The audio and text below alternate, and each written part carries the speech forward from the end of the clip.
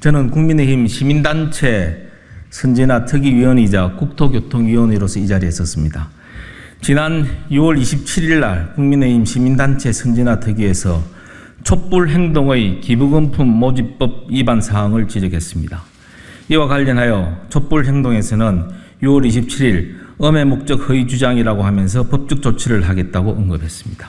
아울러 6월 28일에는 6월 29일 15시까지 저와 면담 요청을 해왔습니다. 이에 대해 저는 페이스북을 통해서 촛불행동은 더 이상 유치한 언론 플레이와 대행적 형태를 멈추고 본 의원이 제기한 의혹에 대한 명확한 답을 요구하였으나 그 이후 이렇다 할 답변이나 반성의 기미 없이 계속적으로 국가적 참사나 재난 사회적 이슈가 발생할 때마다 정치적 선동을 일삼고 있습니다. 특히 최근 서울 양평고속도로 문제까지 개입하여 고속도로 게이트로 규정하고 정치 선동을 이어가고 있습니다. 이에 대해 촛불행동은 선동을 멈추고 불법에 해명하라는 내용의 기자회견을 하도록 하겠습니다.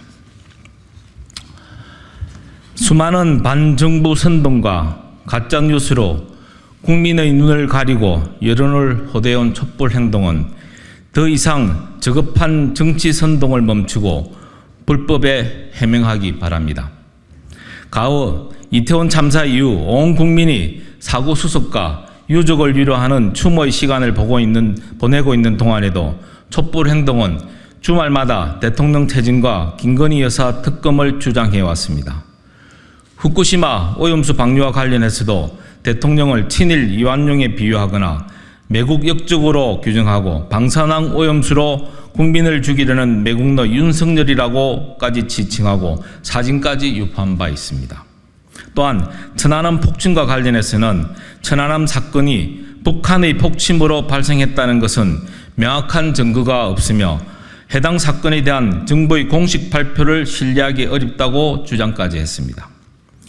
촛불행동은 지금까지 국가적 참사나 재난 사회적 이슈가 발생할 때마다 정치 선동을 통해 정략적 이익을 얻고 우리 사회를 분열과 갈등으로 몰아넣었습니다.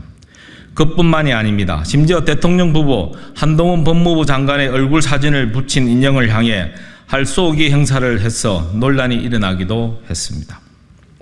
최근에는 양평 고속도로 문제를 고속도로 게이트로 규정하고 국회의원과 시민단체를 모아 공동 기자회견까지 하면서 정치 공세를 이어가고 있습니다. 결국 촛불행동은 시민단체의 탈을 선 정치단체입니다. 정치단체인 촛불행동은 매주 대통령 퇴진과 김건희 여사 특검을 요구하며 도심 집회를 열고 국민적 갈등과 정오를 불러일으키고 있습니다. 본 의원은 정치단체인 촛불행동의 불법 기부금품 모집과 불투명한 회계 처리에 대한 분명한 문제를 제기했습니다. 원칙적으로 1천만 원 이상의 기부금품을 모집하려는 단체는 두 가지 요건을 갖추고 있어야만 합니다. 첫째는 기부금품을 모집할 수 있는 단체여야 하고, 둘째 10억 이상은 행안부, 1,000만 원 이상은 지자체에 등록을 해야만 합니다. 촛불행동은 자신들이 밝히고 있듯이 정권 퇴진을 목적으로 하는 정치단체로 기부금품 모집 및 사용에 관한 법률 제4조 2항에 열거하는 단체에 포함되지 않기 때문에 기부금품을 모집할 수 없습니다. 설사 모집할 수 있다 해도 행안부나 서울시에 등록을 해야 합니다. 그렇지 않으면 불법입니다. 이와 같은 본 의원의 문제 제기에도 불구하고 아무런 변화 없이 계속해서 대통령 퇴진과 특검 요구 등 정치 활동을 계속하고 있으며 불법적인 모금 활동도 계속하고 있습니다. 본 의원은 이제 촛불행동이 더 이상 국민을 향한 저급한 정치 선동을 멈추고 불법에 대해 명확하게 해명할 것을 다시 촉구합니다. 국민들은 더 이상 촛불행동의 도를 넘는 사실 왜곡과 정치 선동에 동의하지 않을 것입니다. 이제는 선동을 멈추고 불법을 해명해야 할 것입니다.